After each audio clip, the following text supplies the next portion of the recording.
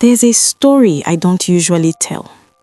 Not because it isn't true, but because I witnessed parts of it myself during my NYSC in a small town in Nigeria called Pogiri.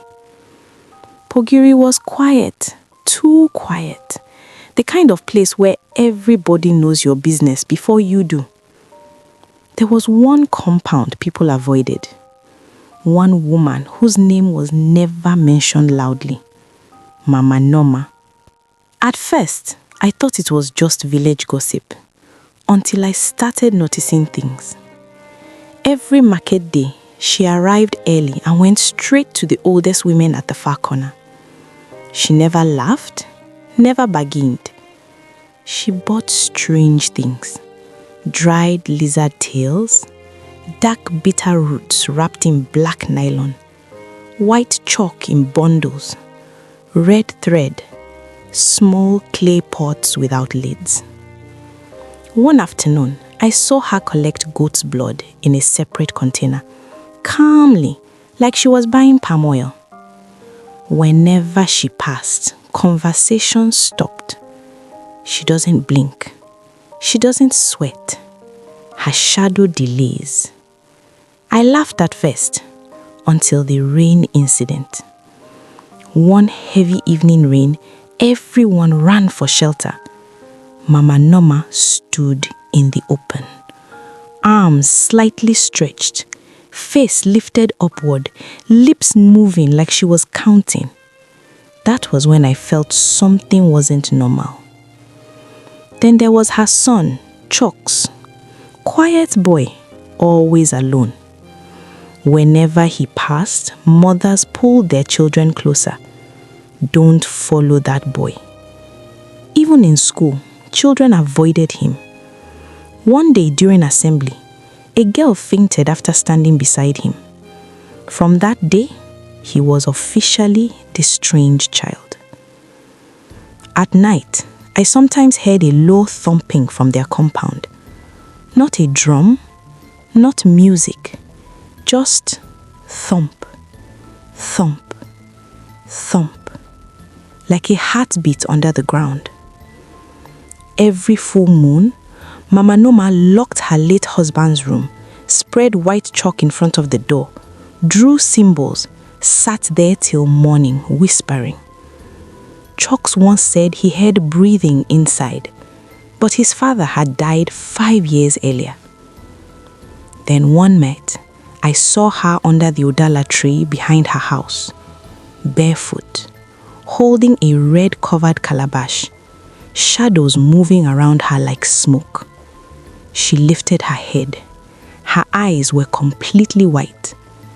The next morning, she walked past me in the market and said softly, "He is old enough now." That night, Chucks followed her into the bush, and what he saw inside that abandoned hut proved Pogiri had been afraid for a reason. Chucks followed his mother through the bush under a full moon.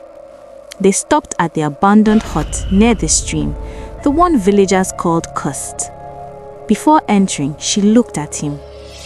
If you step inside, you can't unsee it. But he entered. The smell hit him first. Damp, heavy, wrong. White chalk covered the floor in circles and symbols. Red threads tied across the windows. Clay pots burning herbs slowly. And in the center sat his father, alive, but not whole. His body was thin, eyes open, but empty. Chains wrapped around his legs inside a drawn circle. "You said he died," Chucks whispered. Mama Noma fell to her knees. He was supposed to. Years ago, his father had wanted wealth, power. He joined men who promised it. The price was a blood sacrifice. Their first son, baby Chucks. She discovered it the night it was meant to happen and stopped it. But once a ritual begins, something must answer. The power they called entered his father instead, twisted him, turned him violent, inhumane. With the help of an old herbalist, she bound him inside the hut. The herbs she bought every market day strengthened the seal. The blood fed the spirit so it wouldn't haunt. The chalk kept the boundary closed. "I kept him alive to keep you alive," she cried. Suddenly, the chains rattled. His father's head lifted slowly. This time, his eyes focused on Chuck's. And he smiled. Not like a father, like a predator recognizing prey. The chalk lines cracked.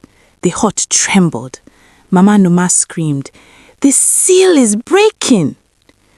And that was the night Pogibi's whispers turned into fear. After that night, things changed in Pogiri. Animals were found dead near the stream. A child wandered into the bush and came back speaking in a voice that wasn't his. Villagers stopped whispering. They blamed Mama Noma openly. One night, men gathered with sticks and cutlasses and marched to her compound.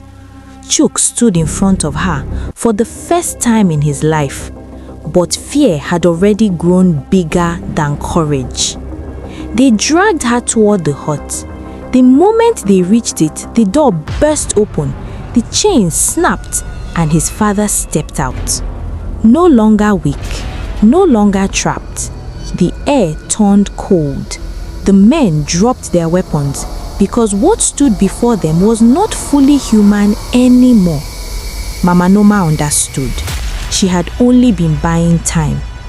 She held Chuk's face gently. "My son, forgive me." Her hands were already burning from the herbs she carried. She pushed him back, then walked toward the man she once loved. She began chanting. The red threads caught fire. The chalk glowed bright. The spirit screamed, not like a man, but like something tearing apart. Light swallowed the hut. When it faded, Mama Noma was gone. His father was gone. Only ash remained. After that night, Pogibi became quiet again. No more shadows, no more whispers. But Chuks left the village before he turned 18.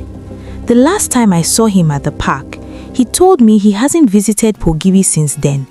And that was the end of Mama Noma's secret.